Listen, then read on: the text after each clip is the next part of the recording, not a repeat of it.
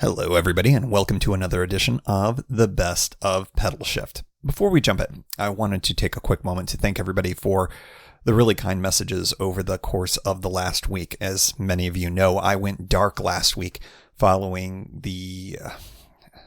there's no other way to put it, the insurrection at the Capitol building, which is not very far away from where I live in Washington, D.C. Now, of course, I was here at the cabin in West Virginia and perfectly safe the entire time, but my partner was in D.C. at the time. So as a result, I was not feeling terribly chipper about podcasting in the moment. So thank you all for your indulgence to give me a week off and also for the kind messages that came about after I announced that. So we are going to get back onto track here. We're going to do our best of Pedalshift that we were supposed to be doing last week, and then we will get back into our regularly scheduled programming next week for the first brand new episode of January 2021, a year that I hope brings us a lot more peace, a lot more change, and for me, a lot more bike touring, and for you too.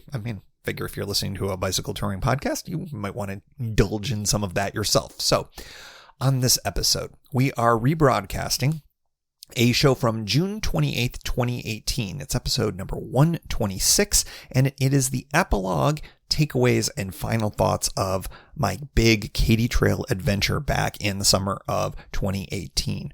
It is the final in the series. I invite you, if you did not get a chance to listen to them back in 2018, there was an entire series from, episodes number 118, 119, 121, then we had an interview in there, 123, 124, and 125. Highly recommend you listen to those. This was my, I think, the most robust set of tour journals I've ever done. It was Tour Journals Volume 10 over all of those episodes.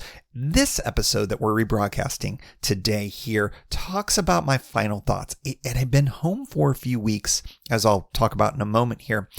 And it gave me a chance to talk about things with a little more perspective. Things like the heat, the rain, the trail surface, and much, much more. And last but not least, where I think the Katy Trail stands up to other tour routes in the United States. I definitely have some thoughts on that. Hope you enjoy.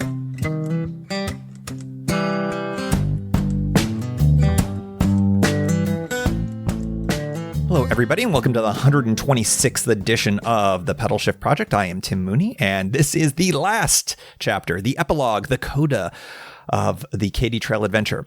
If it feels like it has been a long time that I've been talking about the Katy Trail, it is because it has been a lot of episodes in a row. So thank you for bearing with me as I kind of recounted this really, really cool adventure. It is now, as I sit down, several weeks since I did the trip, and I think that it was good for me to take a little bit of time after the ride, go through the process of editing all of this audio and editing the videos and getting all of this up before I did this sort of, coda, like I said, this epilogue, this takeaway about the trip. So frequently, I am doing this episode that I'm doing right now almost immediately after the trip itself. And I have found that that's helpful, but I think that the process that I've gone through by having Tour Journals Volume 10 be a part of the main show and having a little bit of time to re-experience the ride again through that process and then have a little bit of time, that's really allowed me the opportunity to have a better coda to everything. So anyways, I'm glad that you're along with me on this.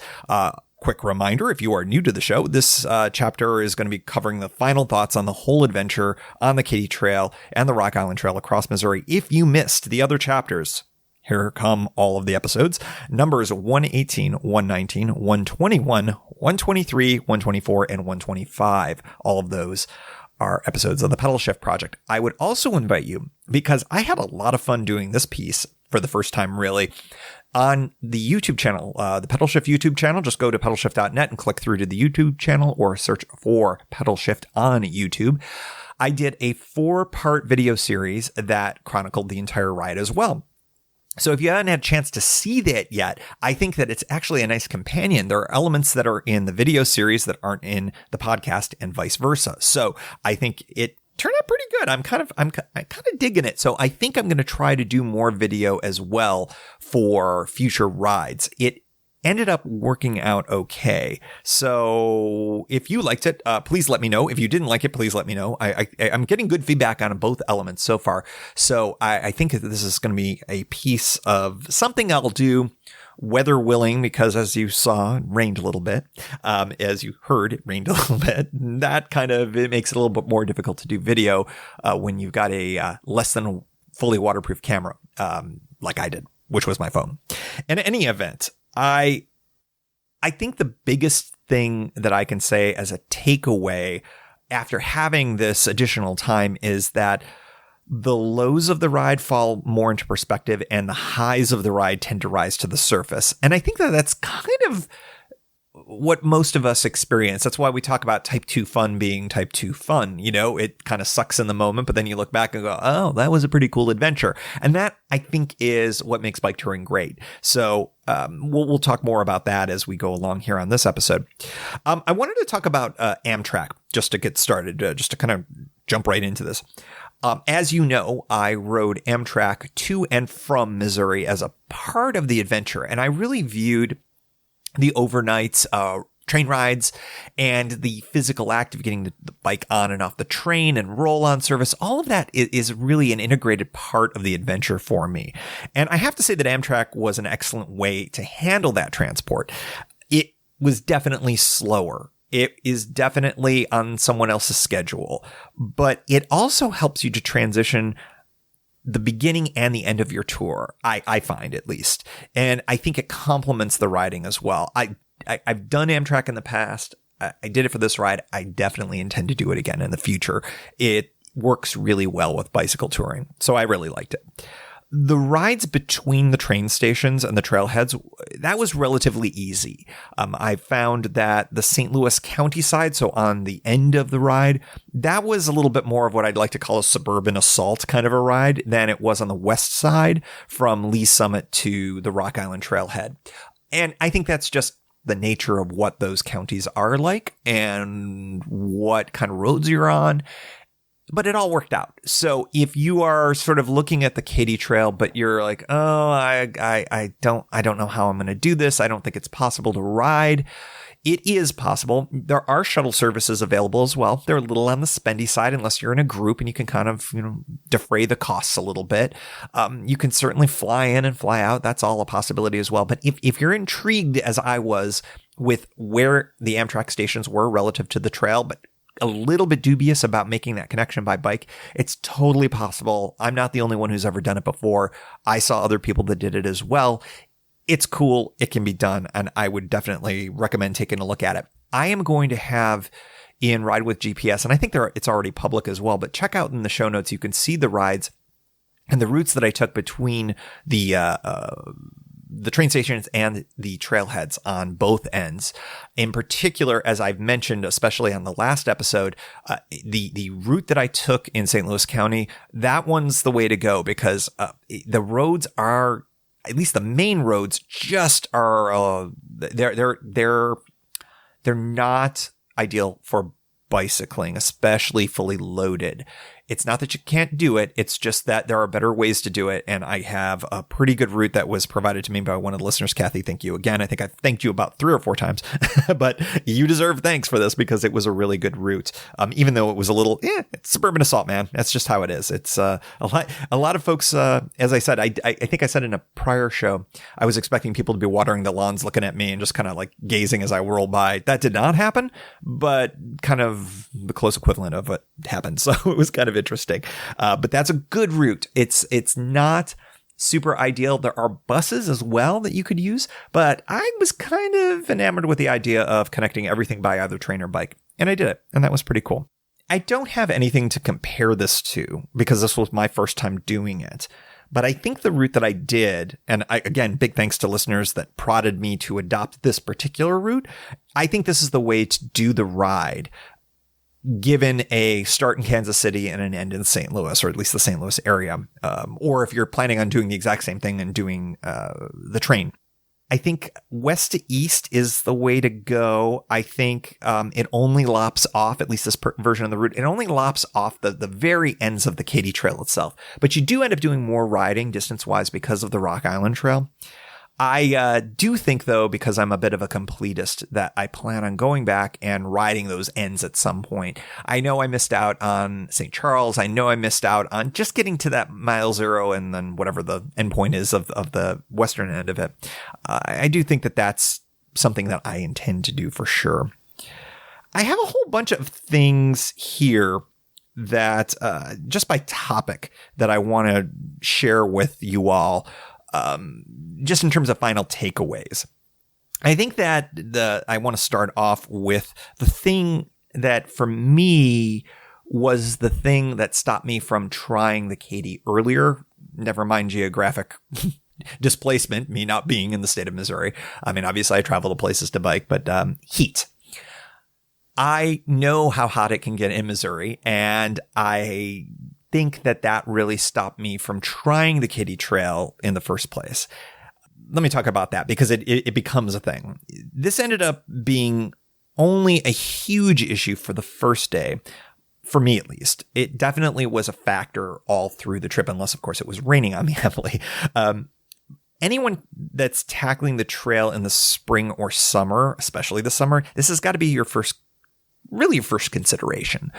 If you adapt well to hot rides, the Katy is fantastic. Missouri will not affect you. It's going to be awesome. You obviously have your ways of dealing with the heat. If you struggle in the heat like I do, look to doing this ride either early in the season or later in the season. But I really think the fall is probably the ideal time because my understanding and based on my research, the spring can be a little bit wetter before it gets to the point where it dries out, but then the heat comes in. So the fall may be an ideal time to do it. I also think that it would just be beautiful in the fall. I do have one email that I want to share with you regarding my particular issues with the heat, because as you all know, as I talk about all the time, I try to live a bit of a low carb lifestyle in terms of what I eat. I've tried to give up sugar. I'm largely successful in that endeavor. I mean, obviously it's going to be in things, added things. I try to avoid those types of things, but I think that this is actually a really helpful email that we received. So I wanted to read that really quickly. This is from a listener of the show, Susan Brewster, and she says, "Hi, Tim. I appreciate your sharing bike touring ideas so much. Thought I'd share back. Bicycles are my husband's and my main transportation around Albuquerque, New Mexico, and we have similar diet, low carb, and heat tolerance issues to you, mine much worse than my husband's. At age 60, with drier and hotter conditions each year, it seems more challenging. What I've discovered for myself, understanding our humidities are often under 10% with summer temperatures up to 100 degrees Fahrenheit. Number 1, caffeine makes heat tolerance worse, especially with low carb eating. Carbs seem to balance that out and balance out that jittery, weird muscle weakness effect. Could be dehydration or even ketosis effects. Number 2, a damp cooling towel on the neck under my cotton shirt before my body temp starts to rise. That helps a lot. Your sweat evaporates so fast it doesn't cool the skin, so your core body temperature can rise even before you're uncomfortable. Number 3, electrolytes with water. I got heat stroke once. That is no fun. That was my comment, by the way. Number 4, a cotton hat with a brim under the helmet plus sun sleeves and wetting them to get that cooling effect as well, especially in the drier climates. That's all I can think of for now. Thanks for your helpful podcast. We hope to tour extensively upon retirement. That is awesome. Susan, I think that's really interesting stuff, and that's why I wanted to read this as a part of this segment. As many of you know, I often will use caffeine sort of as a performance booster. And I never thought that, or I never considered, I probably should have thought about it, that caffeine can have other impacts other than positive ones, especially under more trying conditions. So I think that it is entirely possible, and I should look and do a little bit more research on this, that caffeine plus heat plus low carb may not be the best combination. And I think that I'm going to have to research that a little bit more. I tend to like to continue to be low carb while I do my riding, But I also found, and you heard this and you may have seen this on the videos as well, I performed a lot better when I shifted to simpler carbohydrates. That might have been because I was mixing in some caffeine as well. I don't know for sure, but I thought that this was something that I think is a really interesting thought and something that I'm going to explore a little bit more, maybe even test it out a little bit more while I have some shorter rides here in the DC area on the C&O. Might be trying to test that out. No caffeine, God forbid, on some of the rides where I tried it with low carb eating. We'll see. I think that's something I'm going to experiment with. So maybe a future edition of the lab. Thanks for that email, Susan. That's really, really helpful. Next up, topic wise for this coda on the Katy Trail was the rain. If you paid any attention to the show, you know that I got rained on a lot. I've had 2 tours this year, and both of them have had high featuring amounts of rain, which is fine. Considering what the forecasts were like before the ride, the weather was substantially worse than what I expected. It looked like things were going to be maybe a little bit wet here and there, but I had rain almost every single day. And if I didn't have it during the day, I had it pretty heavily at night. 2 of the days of the ride were rain-free, and I was caught into a couple of really bad soakers. And one of which, as you saw and or heard, had me scrambling for shelter, which I was pretty fortunate that was there. Over the bunch of years that I've been doing this show and that I've been bicycle touring generally, I've accumulated, I think, for me at least, the right wet weather gear. It takes a huge load off of my mind knowing that I've got stuff that makes me comfortable to wear while I ride, no matter what the conditions. And that I can really trust that all of the gear that I want to remain dry will stay dry, because I've got my panniers, I've got my dry bags, and I know for a fact that I've got dry things to change into, even if I'm completely soaked, regardless of whatever the temperature is. If I can get to a dry place, I can get into some dry clothes. And that makes a really big mental difference for me. And I think just generally, it's also just, it's a safety issue as well. And so if you're like, I don't have to worry about this, well, I can go out and I can really bang out the miles. I can enjoy the ride. I don't worry like I didn't during the Washington State ride. You know, I had to keep moving because it was hypothermia time if I wasn't moving. I was fine with that.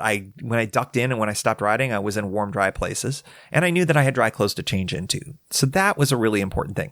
This ride, it was a little bit different. I didn't have to worry so much about hypothermia-ish, but it was nice to know that I had the right gear for this. My experience with rain gear is that no rain gear that I've ever had, at least, keeps you fully dry, but it helps to minimize the exposure while you're in the saddle. And it lets you ride through most rain. And I say most rain because I stopped with that one really big thunderstorm on, what was that, the 5th day, I believe it was. It was just it was so hard and so heavy and not enjoyable to ride through. I just stopped and found that shelter. Once you get to, I guess, this kind of median degree of wet, because like I said, you always end up getting wet even in the best of rain gear. I like riding in the rain once that happens, because then you're sort of like, okay, well, I can't get any wetter. The rain gear is keeping most of the worst of it off of me. Yeah, I'm a little moist on the inside of my rain jacket, but for the most part, I feel pretty good. I'm comfortable temperature wise, and if it's warm, you've got pit zips. If it's cold, I seal things up and I'm moving and I keep that body heat going. I kind of like it. I'm glad I don't ride exclusively in dry weather. I think it would be too limiting, especially when I live in an area where you can really get a thunderstorm at any time during the summer. So I have grown to very much embracing the rain. That also probably came about with my activity during my time in the Pacific Northwest. The old adage is, if you don't run in the rain, you don't run in Oregon. So the same was true for hiking or camping or whatever you wanted to do, although camping in the summer is actually glorious in Oregon because it rarely rains. But in any event, that's sort of been my thing with bicycle touring. I embrace it. If it's really bad, I will hide out from it. But for the most part, if it's not a safety issue and if it's not a comfort issue, then I don't mind riding in it. And I kind of like it when all is said and done. So that's what I would say about all of this. In some of the moments, especially with it, when you were listening or when you watched the videos, it may have seemed like I was not enjoying things like at all. But I think that's where this sort of like, you know what? I really do kind of like riding in the rain. And it's just sometimes it's an expectations thing. And when I'm expecting it, then it's much better. If I'm not expecting it and it comes, that can be a harder thing too. But overall, rain, I'm cool with it. Kind of a caveat to the rain, or not a caveat, or an extra add-on to that, is fenders. When you are on non-paved trails, so the C&O, the Gap, the Katy, any of the ones that may be in your hometown, the Erie Canal towpath, another very similar one, I think that fenders approach a level of necessity.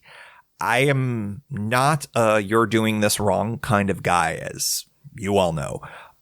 I would say, however, having observed a lot of people on all of these trails without fenders, they almost universally strike me as regretting not having them. And I just think that the reason is somewhat obvious, but it just keeps the muck off of you, your bike, the people behind you, things along those lines. I think that fenders on these types of trails can be a really, really important thing. And it doesn't always have to be because it's wet out. Even when it's dry, it can be a real boon to have fenders on there. I know a lot of people don't like fenders. I get that, and I respect that. I just think that the more I ride and the more I tour and the more I spend a fair amount of time on these kind of backcountry trails and non-paved type of surfaces, fenders are pretty much, to me, a must-have. I know that I would never own a touring bike personally that didn't have fenders on them. To each their own, however, and if you are super against fenders, that should not be a barrier, or you can't put fenders on your bike for some reason, or don't want to, or can't afford to, or whatever. Don't let that be a barrier or a hindrance. But I do think that that's one of the things that you'll want to look to relatively soon, relatively early in the process as you're sort of building out your bike. It just makes life a lot easier, especially if you're on these types of off-road trails. Another thought on this whole Katy process, this whole Katy adventure, hauling food. This is a continuing evolution for me. And I think I'm going to be more talking out loud or thinking out loud as I say this part.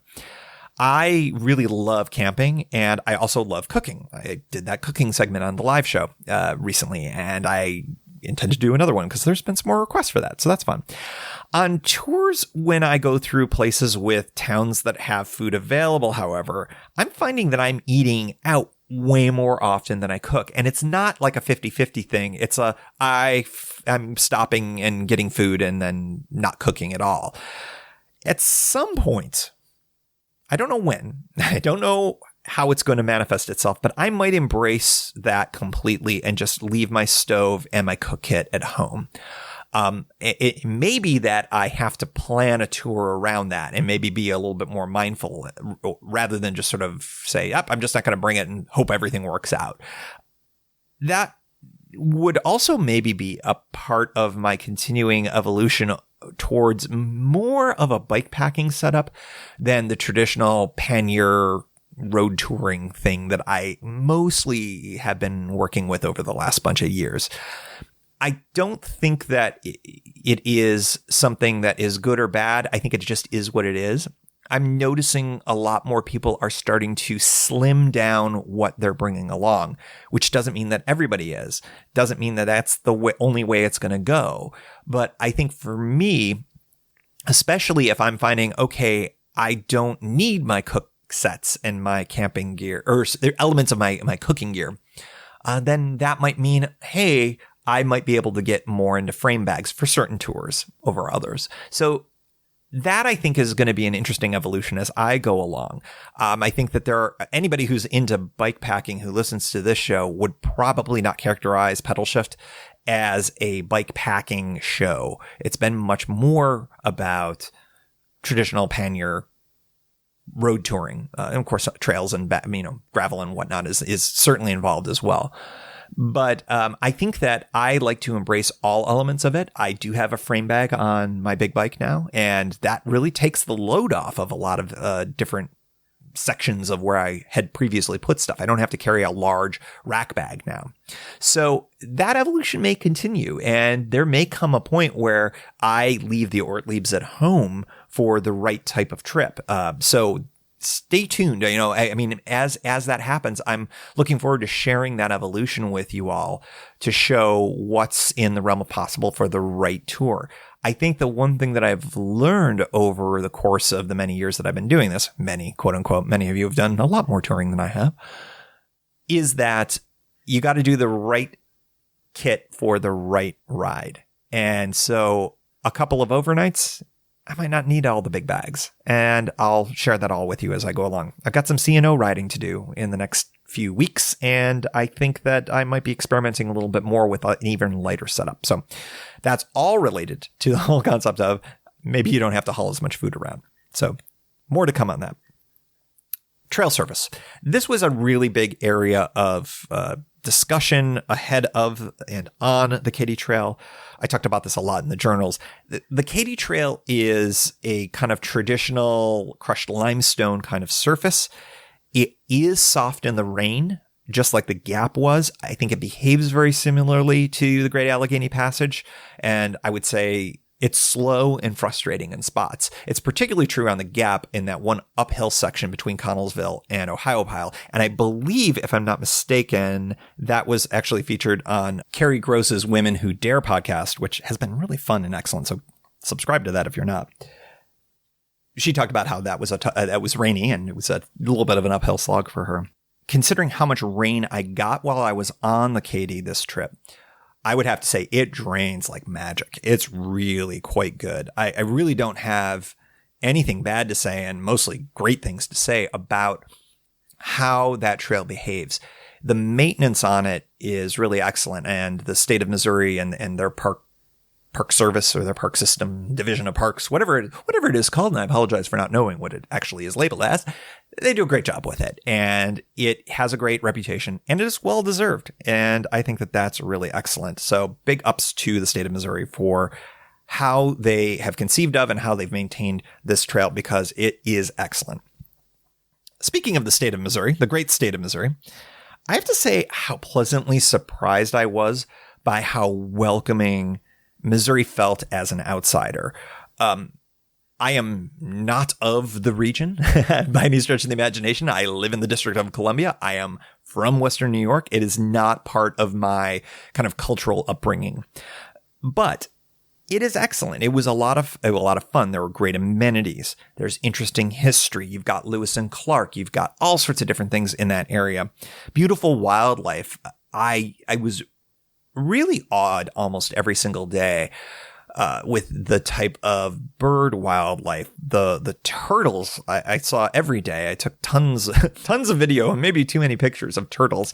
Ran into the odd black snake here and there. It was really, really surprising, and I don't know why it was so surprising. I kind of I hadn't heard a lot. Maybe my expectations were just exceeded by the wildlife exposure. It was really kind of cool. Even some deer on the last day. The people were really great. Super welcoming, super friendly. And that was a nice add-on to every element of it. I didn't have a single bad experience. I didn't have a bad experience with any person I ran into. I didn't have a bad experience with any of the towns, with any drivers. I had very good luck with the cars when I was around the roads. It was really great. So I have to say that I've never heard anything bad about bad experiences that people have had in the state of Missouri, but I was really pleasantly surprised how good it was. So really excellent experience overall, especially, again, for somebody who doesn't have a lot of experience with the state. It was really very fun and cool and welcoming. So where does this all rank? I don't know about you, but I love me a top 10 list. I love me a top 3 list. I love that kind of stuff. I want to throw this out there to you, the listener. I want to offer up two versions of the United States of America bicycle touring Triple Crown. I am making this up. Someone may have come up with a U.S. Triple Crown. You've got the Triple Crown in hiking. You've got your PCT, your CDT, and your AT, right? You got Atlantic, Pacific, and kind of middle of the country kind of a thing, right? I think that I'd like to throw out the possibility that we have a Triple Crown in the United States. And I have two different versions of it because, as always, I need to give out medals to everyone that I like. So here we are. Arguably, the primary Triple Crown, the kind of long distance versions of this would be your Pacific Coast, your Trans Am, and your Northern Tier. Now, I know you Southern Tier people will say, what are you doing? Where's my Southern Tier? But I'm feeling Pacific Coast, Trans Am, Northern Tier. If we are going to discount a coastal route and we're going to go with all three cross countries, then you're talking Southern Tier, Trans Am, Northern Tier, of course. But I got to throw the Pacific Coast in there because I really do think that it belongs in a Triple Crown. And I would put that in the long range Triple Crown. So I'm curious what you think. Southern Tier people, fire away. I got another one here, and this is where the Katy Trail comes in. This is what I'm going to call a 2 weeks or less mini Triple Crown, right? So the first member of that Triple Crown, at least for me, for now, championship belt time here. We got three belts here. I'm mixing my metaphors. I apologize. Oregon to San Francisco. Specifically, you could say Portland to San Francisco if you would like. That would be in the 2 weeks or less. Frankly, it's a little bit longer than that, but we're going to go with 2 weeks. Okay. So that's the Portland to San Francisco. Member number one of the mini Triple Crown. Number two, C&O Gap or Gapco or Co-Gap or whatever we're saying these days. I think that would also be in the mini Triple Crown. And third, of course, the Katy Trail, I think belongs in that discussion as well. So I'm curious what you all think. I do not have experience with every single awesome corner of the United States of America for bicycle touring, and I may be missing out on a real gem there. But based on what I've seen and what I've experienced so far, those would be the two Triple Crowns that I'd give. Again, so your longer term ones, your larger ones, your primary ones, Pacific Coast, Trans Am, Northern Tier, and then the 2 weeks or less, the mini Triple Crown, Portland to San Francisco, Gapco, Katy Trail. I think that's kind of where I'm sitting right now. All of this is subject to change. All of this is subject to, I don't know. I know they're building new rail trails all the time. I know that the Atlantic route, the Atlantic Greenway or whatever they're calling it, they're getting really serious about connecting all the dots on that. So maybe that can be making an appearance at some point. That's the one great thing about bicycle touring and where it's going. It always seems to be evolving. And as more and more people do this, and as these communities are starting to see more and more economic advantages to having really good bicycle touring routes, and the trail towns are starting to really benefit from the economics of all of that, I think we're going to see more and more of that. And maybe, just maybe, that Triple Crown may have to change at some point in the future. We'll just have to see. Thank you for joining. You can find Pedalshift at pedalshift.net for more great bicycle touring content. You can hear the Pedalshift project through Apple Podcasts or your favorite podcast app. Opening music courtesy of Jason Kent off his self-titled album. The track is called America. Check out his band Sunfield's latest release, Mono Mono, wherever cool music is available.